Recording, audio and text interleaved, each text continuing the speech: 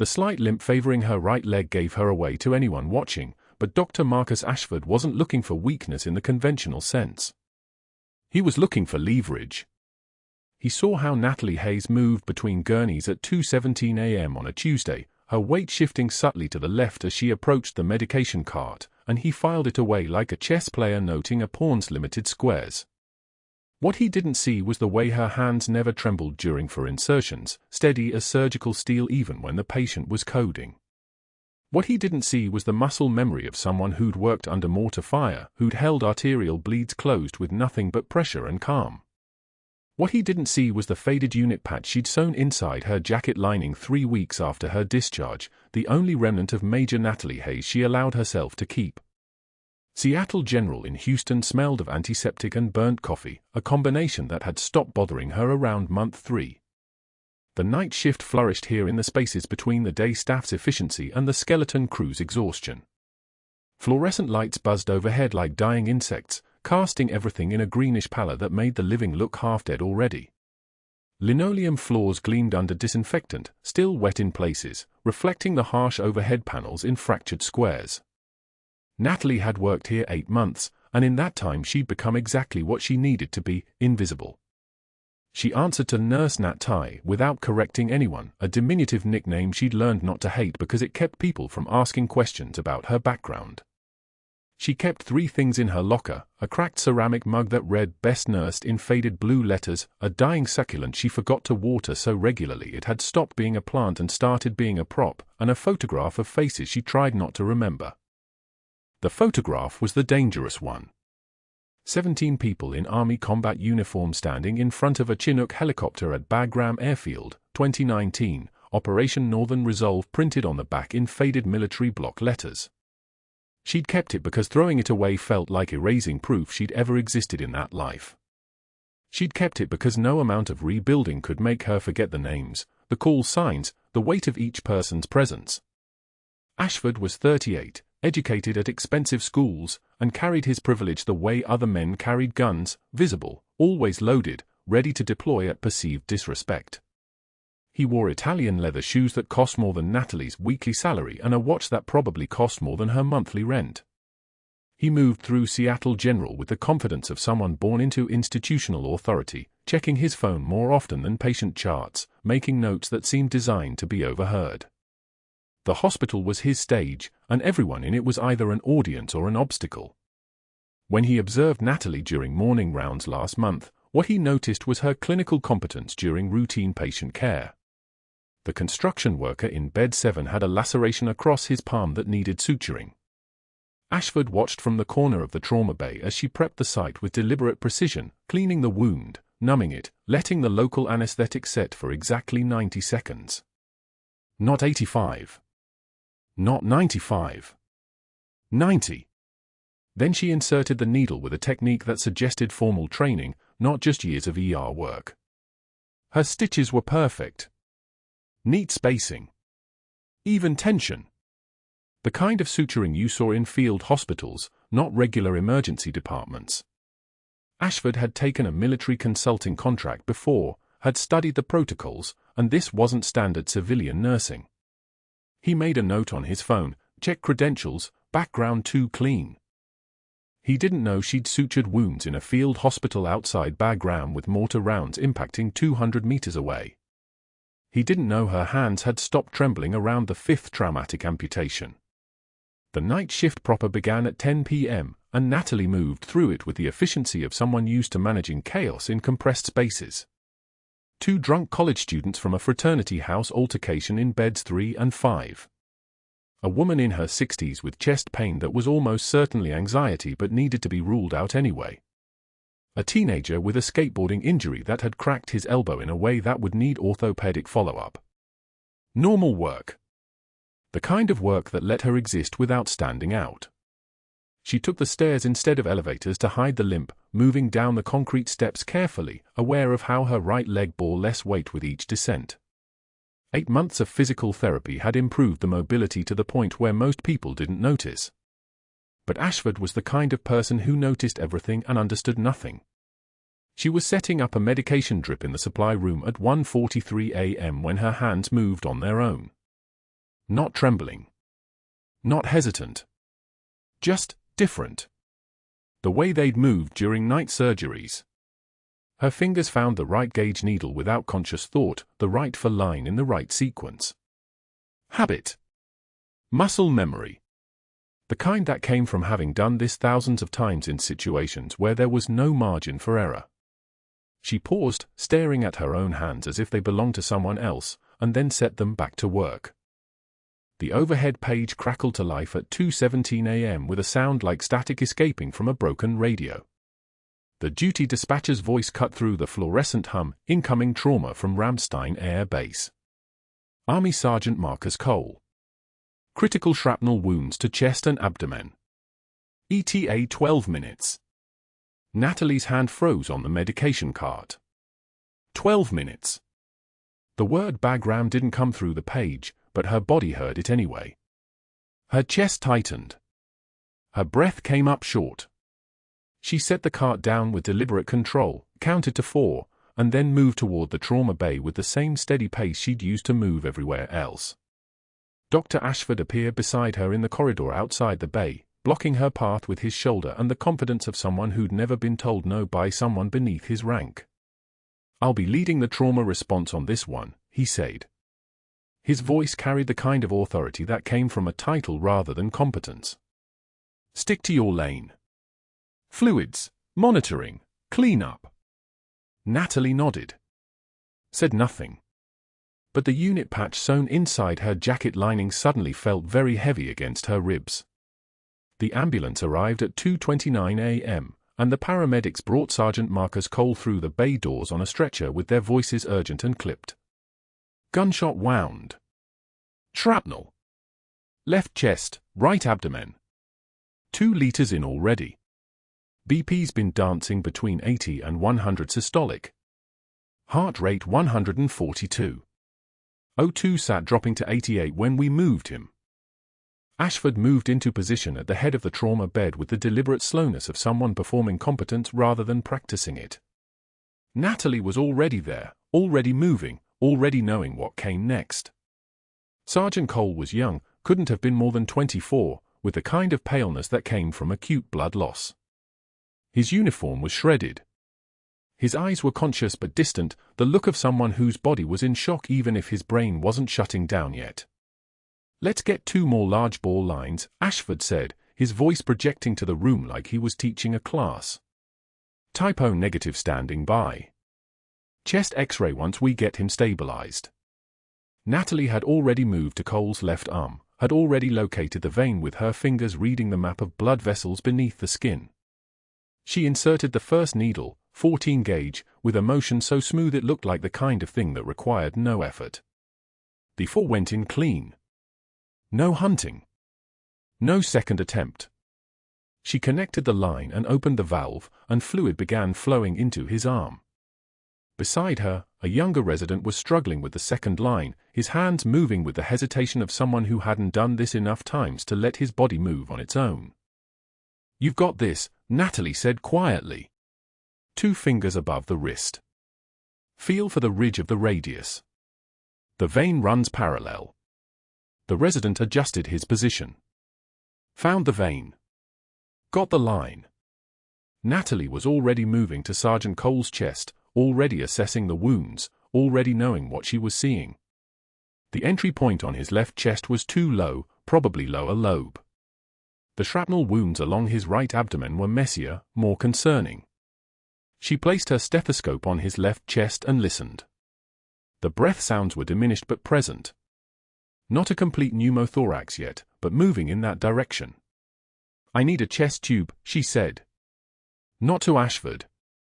Just to the room, to the moment, to the physics of what was happening to Sergeant Cole's body. 14 French catheter, 14 gauge needle, 4th intercostal space, mid-axillary line. Ashford glanced at her. His expression said something like surprise mixed with resentment. He was the attending. He was supposed to order the procedures. But Natalie was already moving past the formal hierarchy, and he was still processing the vitals, still reading the chart the paramedics had handed him. The resident was already gathering equipment because the tone of her voice carried the weight of someone who knew what she was doing. Natalie inserted the needle with a movement that was so practiced it was almost invisible, one smooth motion through the skin, through the muscle, into the pleural space. There was a hiss of air escaping, the sound of pressure equalizing. She placed the catheter, withdrew the needle, and connected it to the collection chamber. O2 saturation began climbing. 88. 92. 96. The vital signs settling like a ship finding calmer waters. Ashford was watching now. Really watching. She could feel the weight of his attention like a pressure change in the room.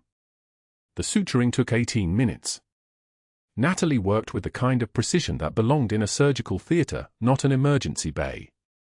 Small controlled stitches to close the laceration where the shrapnel had torn through his lower chest. Her hands moved like they were reading a map only she could see. The needle went in. The thread pulled tight. The next stitch began without hesitation, without any motion wasted. She was methodical. She was confident.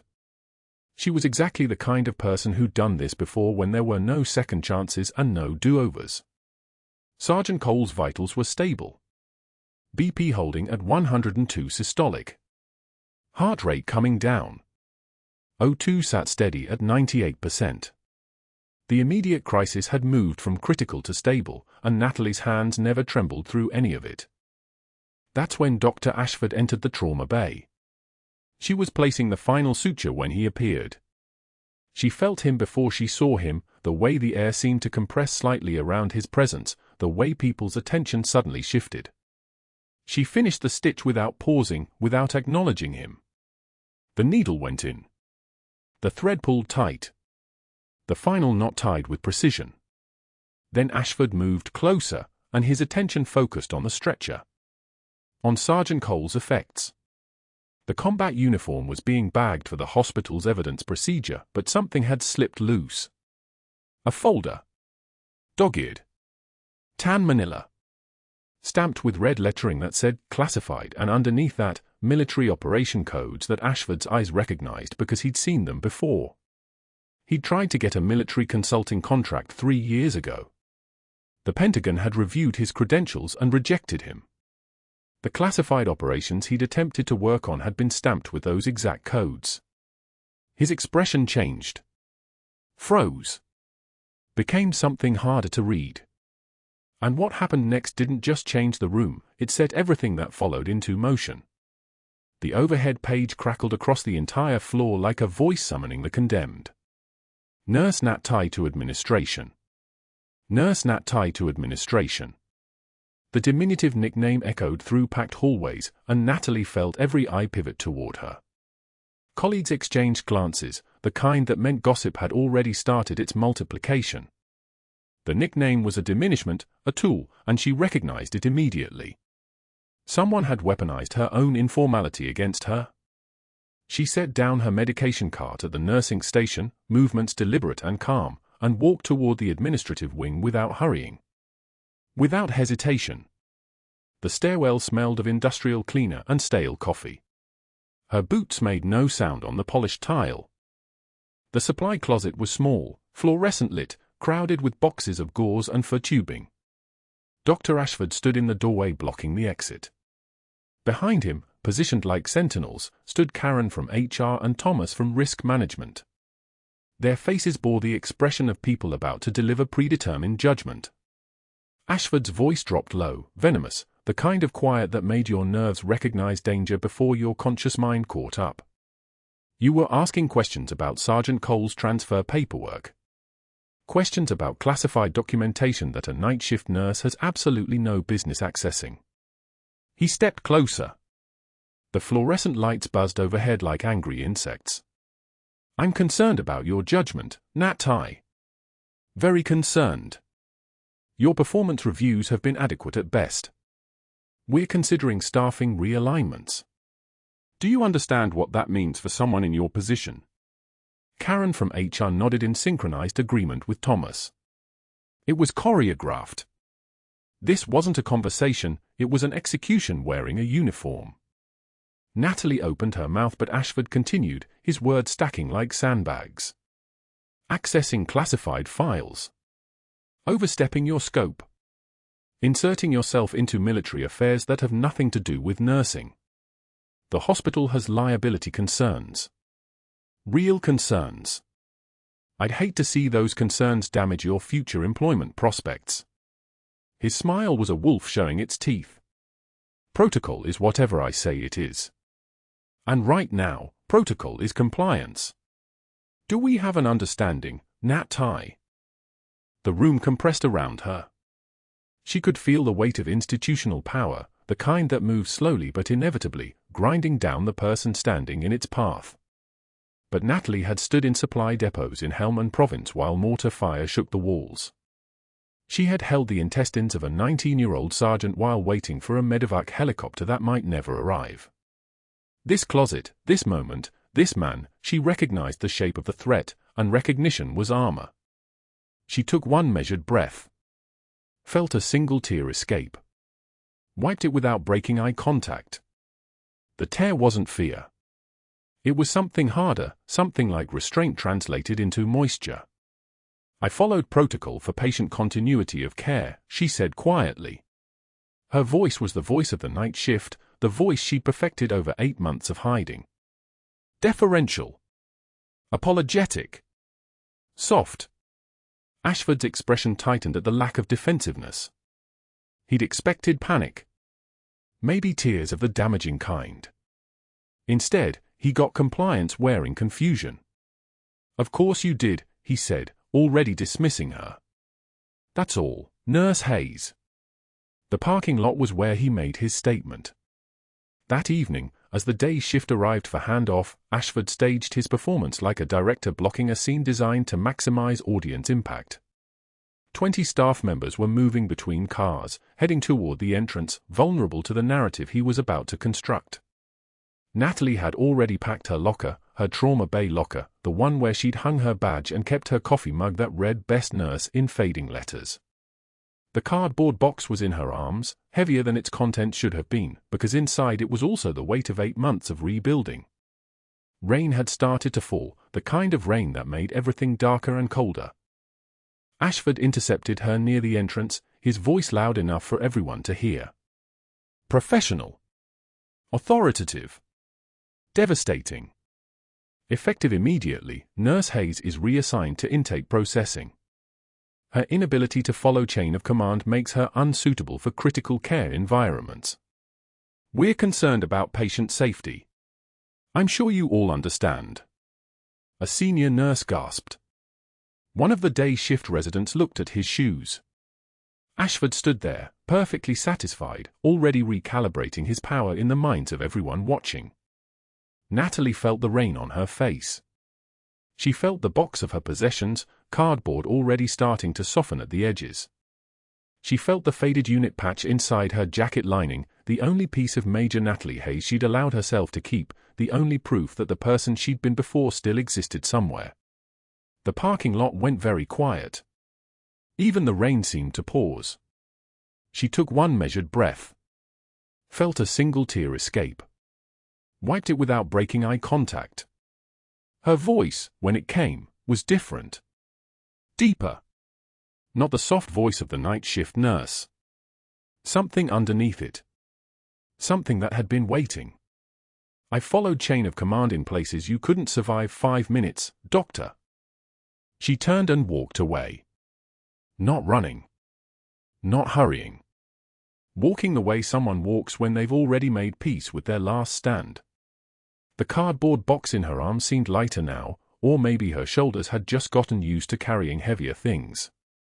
Her boots made no sound on the wet asphalt. Behind her, Ashford stood motionless in the rain, already planning his next move. His phone was already in his hand. Within the hour, he'd made 4 calls, one to hospital security requesting her badge access be restricted to intake areas only, one to scheduling demanding she work nothing but intake processing shifts for the foreseeable future, one to his contact at the State Medical Licensing Board mentioning unnamed concerns about her judgment, and one to the background check company asking why her security clearance had flagged in federal databases during their routine hospital screening. He didn't know what that flag meant. He didn't know why a night shift nurse in Houston had a security clearance at all. But he knew it was leverage. And he knew how to use it. 2 days later, Natalie worked the intake desk. Processing insurance forms. Checking vitals on minor complaints. Directing patients to the waiting room. Her faded unit patch felt heavier each hour, sewn inside her jacket lining where no one could see it, where only she would know it existed. The work was purgatory designed specifically for someone with her skills. Muscle memory unused atrophies. Knowledge unused calcifies. She was being deliberately, systematically desk-killed, her hours spent on tasks any high school student could perform. The rain from the parking lot that evening had settled into her bones and showed no signs of leaving. But that wasn't the worst part. The worst part came at 3:27 p.m. when the ER entrance burst open and everything changed. 2 days later, Natalie sat behind the intake desk at Seattle General, processing insurance forms and checking vitals on minor complaints, a sprained ankle, a cough that wouldn't quit, a teenager with a fever. The fluorescent lights hummed their monotonous drone above her head. Her name tag read Nat in the small letters she'd never corrected. The faded unit patch sewn inside her jacket lining felt heavier each hour, a weight only she could feel, a reminder of a life that had been buried so deep she'd almost convinced herself it was someone else's. The intake desk was a holding pattern. A purgatory of paperwork and vital sign checks for patients who didn't need the ER. Natalie checked blood pressures with mechanical precision, wrote numbers in boxes, smiled at worried families without letting anything reach her eyes. She'd been demoted 24 hours ago. The cardboard box with her possessions had been sitting in her apartment since yesterday, untouched. The cracked mug that read Best Nurse was still inside it, wrapped in paper towels. She hadn't opened the box. She hadn't looked at the photo of her unit. She hadn't touched the unit patch since threading it back into the jacket lining with shaking hands in the parking lot. This was the plan: work intake, keep quiet, avoid Ashford, survive until something changed or nothing did. 6 months, maybe. A year. However long it took to rebuild whatever life could be rebuilt from the wreckage of Major Natalie Hayes pretending to be a floor nurse named Nat. At 3:51 p.m., the ER entrance burst open with the force of a breach charge. A man in a black hoodie, face obscured, moved through the waiting room like a predator, arms pumping, voice raw and jagged. He had a revolver in his right hand and fury written across every inch of his frame. The waiting room erupted, screams, chairs scraping, families diving sideways. The security guard near the entrance reached for his radio. The man turned the gun toward him. Nobody moved. Nobody breathed. Narcotics, the man screamed. Now. Oxycontin, fentanyl patches, morphine. Now or I start shooting. A woman in a pink cardigan stood up too slowly.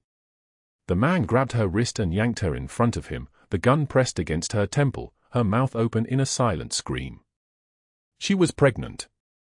Natalie could see it in the way she held her free hand over her belly, protective, terrified. The woman's name was Patricia. Natalie had just checked her vitals 10 minutes ago, BP 118/72, heart rate stable, 3rd trimester, here for routine monitoring. Ashford's voice crackled through the overhead speaker, distorted and distant, security, lockdown initiated. Then silence. Natalie remained at the intake desk, perfectly still, watching. The gunman was waving the revolver in wide arcs, his movements erratic, his breathing loud and heavy like a wounded animal. He'd never planned this. You could see it in his stance, the lack of precision, the way his hand trembled. Desperate. Desperate people made mistakes. Desperate people got people killed. The ER doors behind Natalie burst open again. Multiple security guards emerged, tactical vests, radios crackling, keeping their distance, weapons holstered. Standard protocol. Containment, negotiation, buy time for tactical response. Professional. By the book. Perfectly inadequate for a man with a gun pressed against a pregnant woman's head. From the security office on the second floor, Dr. Ashford watched on monitors, his face pale, his jaw clenched. He'd retreated there immediately when the first screams pierced the department. He could see the gunman, the hostage, the security team spreading out in defensive positions. He was making calls, his phone pressed to his ear, his voice urgent and desperate, explaining the situation to hospital administration while standing as far from danger as institutional architecture allowed. He was not going to engage. He was going to let the professionals handle this, and then he was going to find a way to blame Natalie for whatever happened next.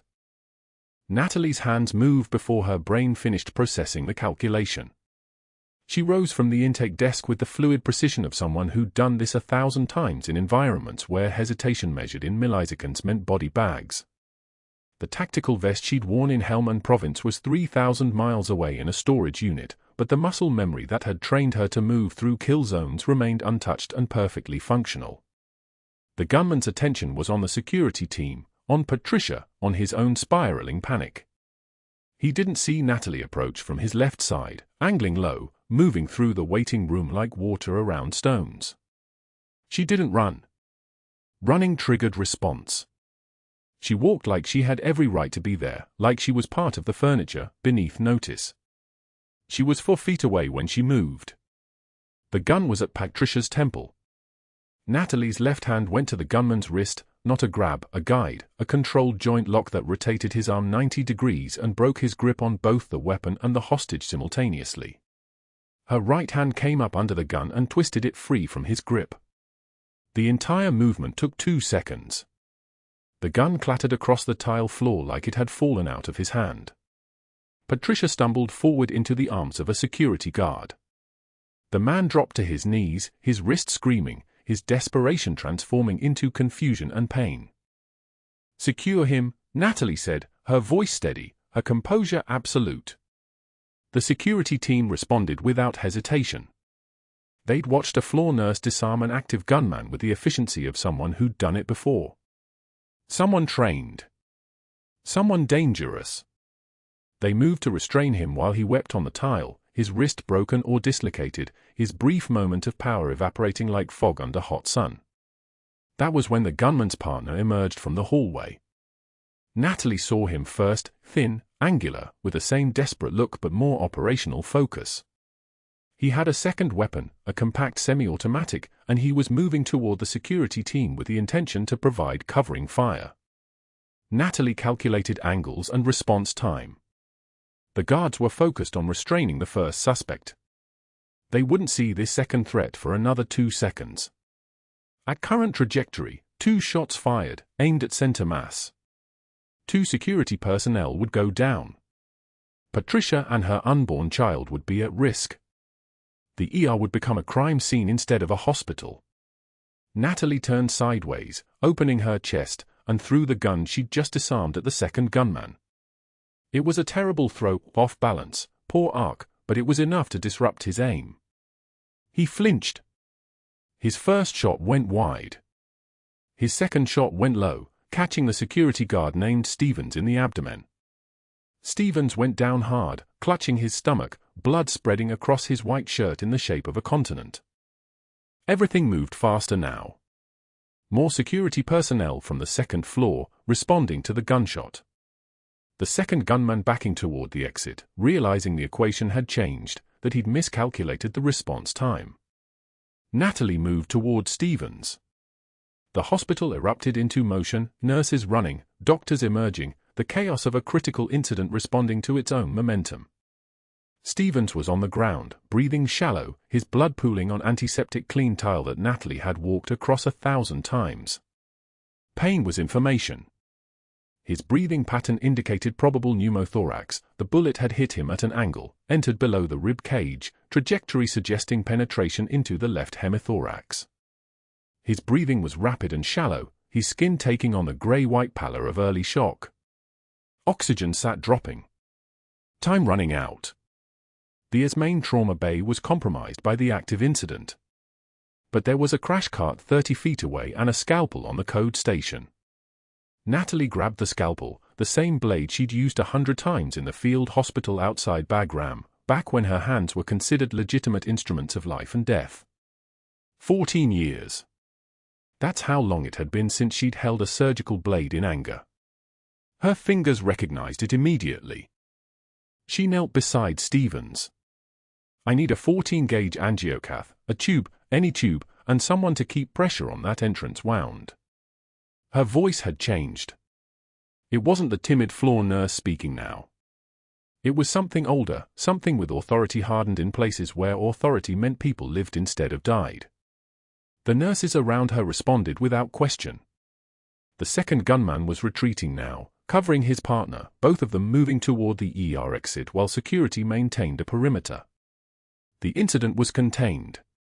The immediate threat was leaving. The hospital's internal calculus had already shifted to pursue or secure the living. Nobody was pursuing.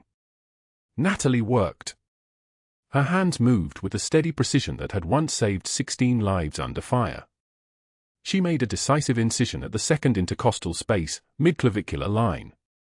The blade was sharp and sure.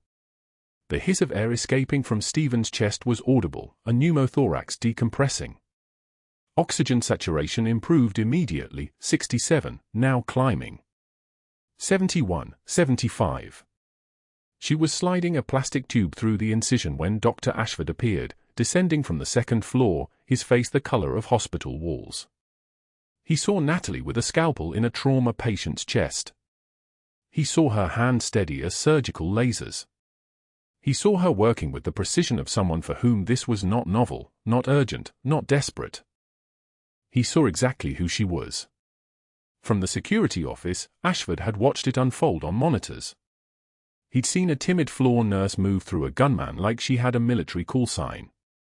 He'd seen her disarm a weapon with controlled violence. He'd seen her perform a field thoracotomy using a scalpel with the same steady hands that had once worked in a field hospital outside Bagram. All of it captured on the ER surveillance system at 3:52 p.m. All of it irrefutable. All of it impossible to explain without acknowledging that he'd been terrorizing a decorated combat surgeon about a floor nurse position. Stephen's oxygen climbed higher. 82, 88. Stable. The trauma team arrived to take over, moving him to a surgical bay. Natalie stepped back, the scalpel dripping. She'd been demoted 24 hours ago. She'd been working intake processing.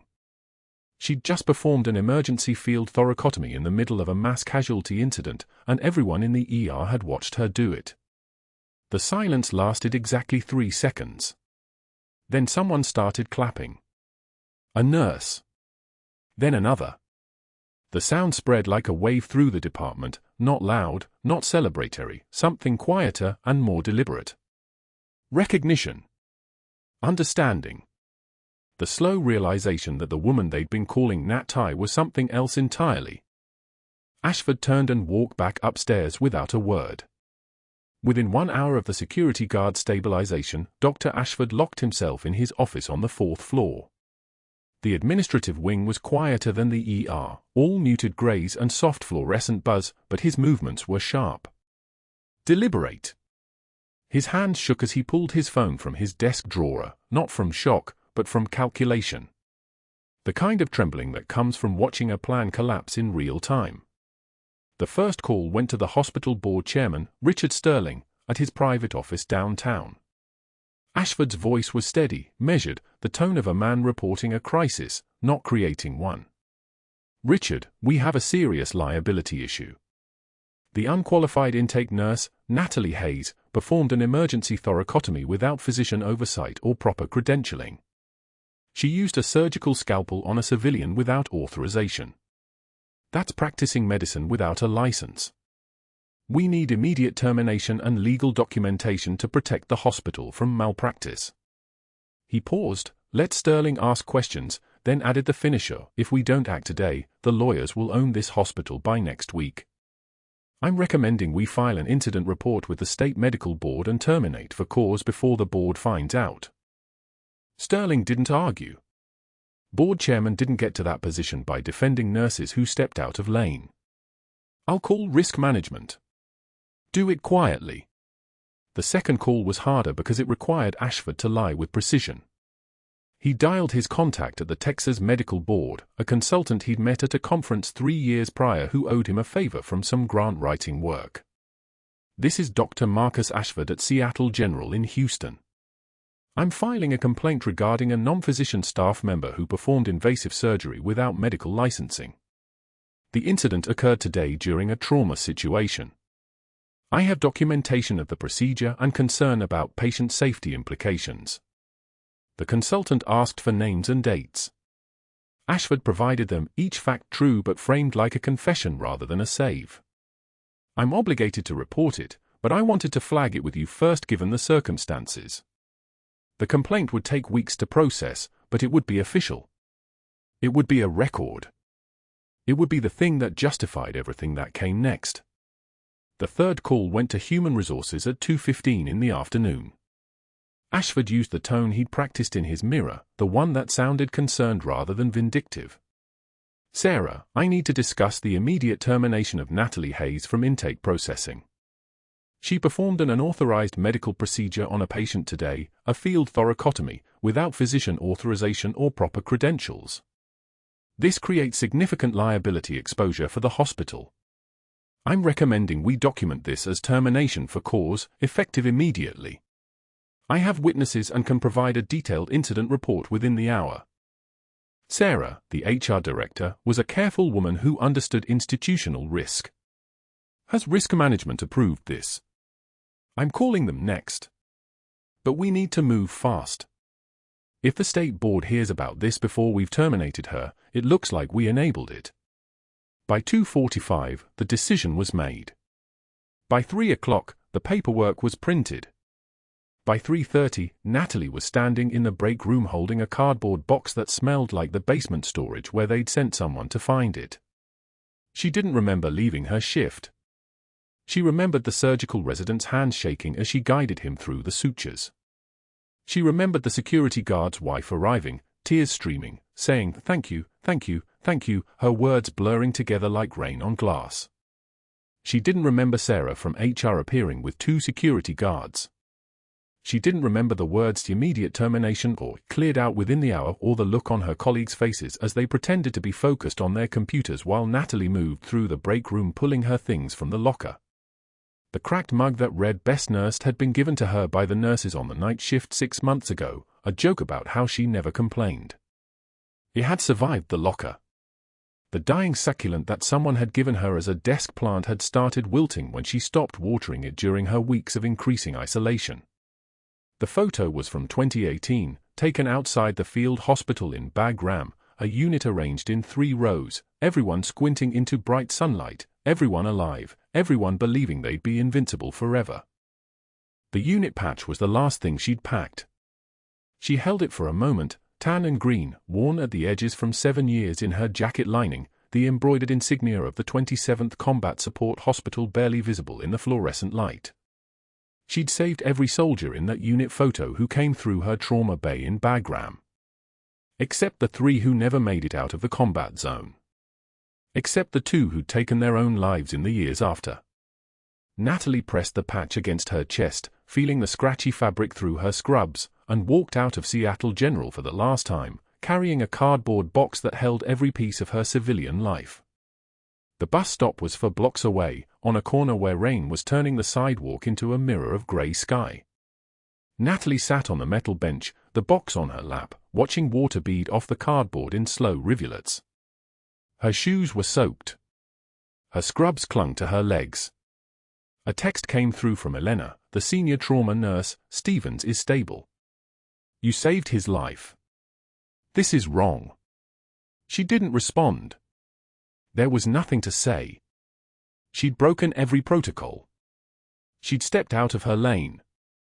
She'd revealed herself. And now she was unemployed at a bus stop in Houston with a cracked mug and a dying plant and no future. 17 minutes until the next bus. She counted them without meaning to, the way she'd been trained to count time during combat. Seconds mattered, seconds were the difference between life and bleeding out. The rain intensified, drumming on her box like Morse code. She thought about the 3 times she'd rebuilt herself. The first time after the IED explosion outside Kandahar in 2015, when shrapnel had torn through her left leg and left her with a limp and a discharge paperwork and a Purple Heart she'd never displayed. The second time after medical retirement, when she'd moved to Houston with a Texas nursing license under her maiden name and a story that never mentioned the Army. The third time 8 months ago when she'd walked into Seattle General with nothing but her hands and her discipline and the absolute determination that no one would ever know who she'd been. 3 rebuilds. 3 lives constructed carefully, each one dismantled as soon as someone got too close to the truth. Now what? Apply to other hospitals? They'd all get the state board complaint. Ashford had made sure of that. Teaching? Research? Administration?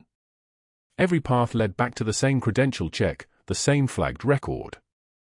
The succulent tipped over in the box. She righted it carefully, pressing the dry soil back around the roots. It was probably already dead. Some things, once neglected, didn't recover. Behind her, she didn't hear the SUV approach. The rain was too loud, the traffic on the boulevard too thick, her own thoughts too consuming. She didn't notice the second vehicle parking across the street. She didn't see the figures inside checking equipment, or the young army captain adjusting her uniform before stepping out into the rain. Natalie was staring at the faces in the Bagram photo, the one she'd saved and the one she hadn't, wondering if she'd ever stop losing everything she tried to hold onto. Wondering if there was a limit to how many times a person could start over before starting over became the only thing they knew how to do. The boots on the sidewalk behind her were military issue, not regular footsteps but the measured cadence of someone trained to move with purpose. She didn't turn around until the shadow fell across her box, until the rain changed angle, until a voice spoke with the precision of a chain of command. Major Natalie Hayes. The rank hit her like a physical blow. 8 months of being called Nat Tai, being called honey, being addressed by first name in the patronizing way that meant someone saw a lower rank. 8 months of saying nothing, of accepting diminishment, of hiding the person she'd spent a decade becoming. Her hand started trembling. Not from fear. From recognition. The captain stepped in front of her, rain streaming down a face that was young, maybe 30, with the kind of jaw that came from generations of military service. Behind her, 2 Marines in dress uniform stood at parade rest despite the weather. Behind them, the black SUV's rear door opened and a man stepped out, late 50s, chest covered with ribbons, the bearing of someone who'd commanded thousands. I'm Captain Jessica Morrison. This is Master Chief Petty Officer Daniel Cross, Naval Special Warfare Command. And this is Rear Admiral James Patterson. We need you to stand up. Natalie didn't move. She couldn't. The rain hammered down, soaking through her scrubs, and she was acutely aware that she was still wearing her hospital ID badge, that her hair was plastered to her face, that she looked exactly like what she'd been reduced to, a fired intake nurse waiting for a bus on a street corner. The captain's voice softened, though it lost no authority. You're formally invited to the White House, Major. We need to brief you on some developments. Please, stand. Natalie stood. The cardboard box stayed on the bench behind her, the cracked mug visible inside, the dying succulent listing like a casualty. She held the photo of her unit in one hand, the unit patch still pressed against her chest inside her jacket. The captain handed her a sealed folder, embossed with the presidential seal. The plastic was cold, the weight of it substantial. Natalie opened it with trembling hands, the shaking was back, and this time she didn't try to stop it. Some truths were too big to hide from. Presidential Medal of Honor Commendation. Combat Surgeon of the Year, 2017. Classified mission records. Her name. Her rank. Her service record, unclassified and verified, the documentation of a life she'd spent 8 months trying to forget. The Master Chief spoke next, his voice carrying across the parking lot like a weapon. Major Natalie Hayes saved 16 lives under fire in Bagram Airfield in 2016. 2 Bronze Stars with Valor device. 1 Purple Heart.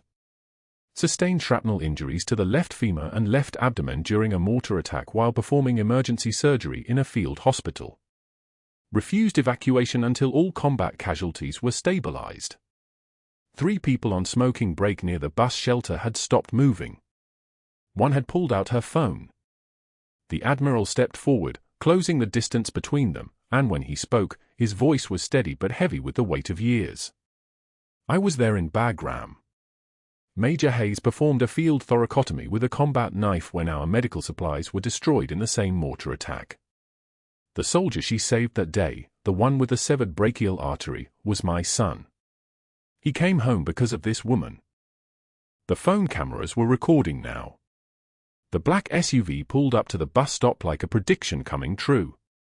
Natalie didn't look up from the cardboard box on her lap, the one holding a cracked mug that read "Best Nurse," a dying succulent, and a photograph of her army unit. Rain hammered the shelter's metal roof like distant artillery. She was staring at the faces in that photo, searching them the way survivors search for ghosts, when the car door opened. A uniformed officer stepped out. Captain's bars. Dress blues pressed so sharp they could cut glass. He held an envelope embossed with the presidential seal, and when he approached, his boots didn't click on the wet concrete, they were silent, measured, the gait of someone trained to move through hostile territory. He stopped 3 feet away, a respectful distance, and spoke with the precision of someone reading coordinates to a sniper. Major Hayes, you formally invited to the White House. The words didn't land immediately. Natalie's mind was still in that rain-soaked parking lot, replaying the moment Ashford had stripped her rank in front of the arriving shift. Then she looked up, and the officer's presence shifted something in her, not panic, but recognition. A frequency only her cells remembered. She took the envelope with hands that were steady, because anything else would be betrayal. She opened it.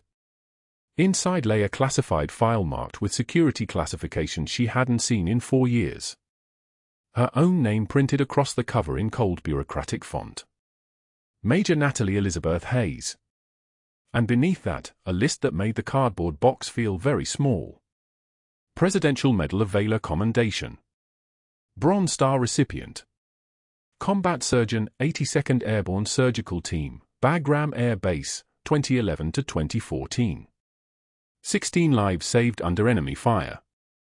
2 Purple Hearts. Classified mission records flagged when Seattle General's routine background check had pinged her security clearance in federal databases, and suddenly everything that was supposed to stay buried had surfaced like a body in dark water. You've been under investigation since your security clearance was accessed, the captain said. His voice carried the tone of someone delivering intelligence, not sympathy. Once your identity triggered the system, the Pentagon was notified of your civilian employment and your current employment status. We've been monitoring the situation. A second vehicle pulled up behind the SUV. Doors opened. A Navy SEAL team leader emerged, mustache sharp as a knife, command presence that made the rain seem to part around him. His uniform bore the insignia of Naval Special Warfare Command. He stood beside the captain with his hands at his sides, and when he spoke, his voice had the calm certainty of someone who'd made decisions that ended wars. Major Hayes saved 16 lives under fire in Bagram, he said, each word a fact, not a story. Earned 2 Bronze Stars and a Purple Heart. And this hospital fired her for doing exactly what she was trained to do. Natalie's hands trembled. Not from shock. From restraint. From the effort of containing something that wanted to break free and run like a weapon finally unholstered. She looked at the seal, then at the captain, then at the envelope in her lap, and she understood. The cover was gone. The civilian clothes she'd worn for 497 days were being removed like a contaminated field dressing. There's a helicopter waiting at Joint Base San Antonio, 40 minutes from here, the captain said.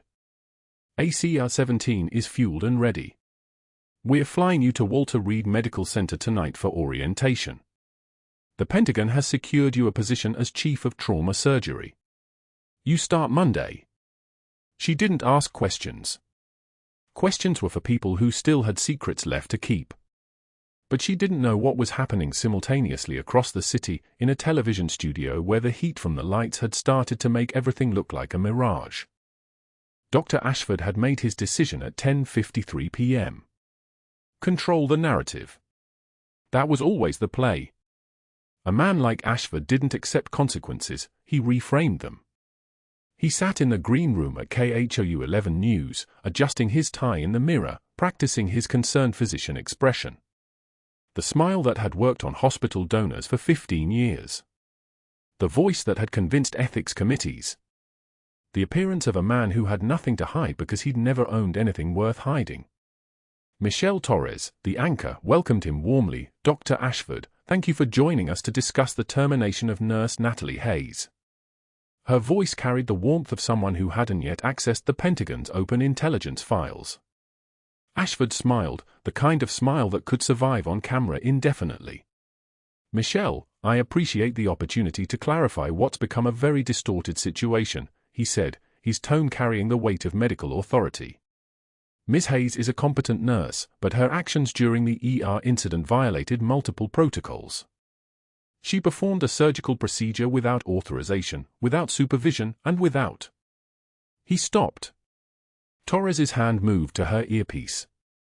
Her eyes widened with the kind of surprise that broadcasts don't recover from. The camera remained on Ashford's face, stayed on it like a sniper's scope. "Doctor, I apologize for interrupting, but we have a caller," Torres said, her voice shifting into the tone of a journalist who'd just realized the story beneath the story. "General Patricia Morrison from the Joint Chiefs of Staff is holding." The room went so quiet you could hear the fluorescent lights hum above them. Ashford's smile didn't falter. It froze, which was worse. "General Morrison, you'll live on KHOU 11, Torres said. "What brings you to our broadcast?" The general's voice filled the studio like a command entered into evidence. Calm. Lethal. The kind of voice that had decided things across classified video conferences with presidents. Dr. Ashford rejected a decorated Army major's expertise while simultaneously accepting Department of Defense research grants under false credentials, General Patricia Morrison said.